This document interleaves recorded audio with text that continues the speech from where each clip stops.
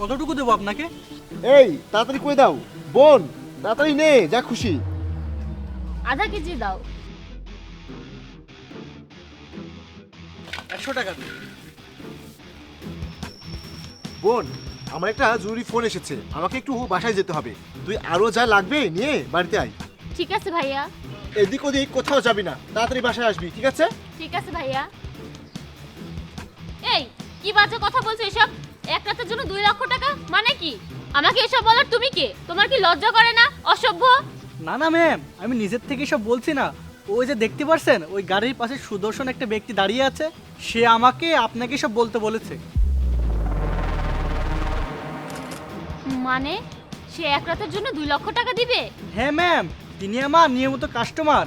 তিনি কাউকে ঠকান না, তিনি যা বলেন তাই করেন। আচ্ছা ঠিক আছে, তাহলে একটা কাজ করো, তাকে আমার নাম্বারটা দাও, আর সে কোথায় দেখা করতে চাই বলতে বলো, ঠিক আছে?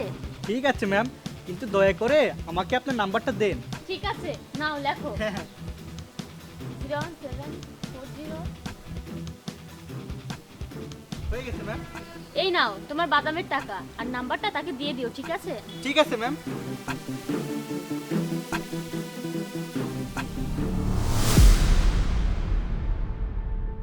হাই। চলো তাড়াতাড়ি যাই, কিন্তু কেউ জানবে না তো? না না, কেউ জানবে না, চলো যাই। আচ্ছা, আমরা বাসায় যাচ্ছি নাকি হোটেলে যাচ্ছি? হোটেলে যাব। চলো যাই। হোটেলে যাবি?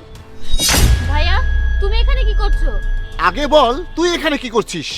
আমি তোমাকে বলছি তিনি এখানে কি করছেন। তিনি আমাদের শিক্ষক, তিনি আমাদের শিখিয়েছেন, তিনি আমাদের অনেক সাহায্য করতেন। তিনি বুঝতে পেরেছিলেন তুমি তাকে ঠকাচ্ছ।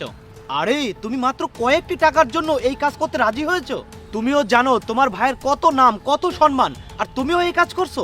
আরে তোমার কি কোনো শখ আছে যেগুলো পূরণ করার জন্য তুমি এগুলো করছো? তোমার শখ পূরণ না হলে তুমি তোমার ভাইকে বলতে, সে পূরণ করে দিত।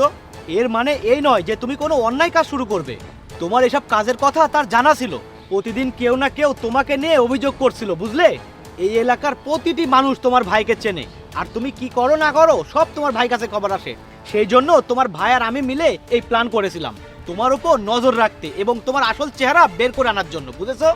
আমি সব সময় তোকে সন্দেহ করেছি যে তুই অনেক খারাপ হয়ে যাচ্ছিস, কিন্তু আমি ভেবেছিলাম না, এটা ঠিক আছে, তুই এখনো ছোট আছিস, পরে ভালো হয়ে যাবি।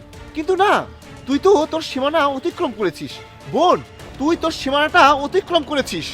ভাইয়া, তুমি আমাকে ক্ষমা করে দাও। ক্ষমা করে দিব?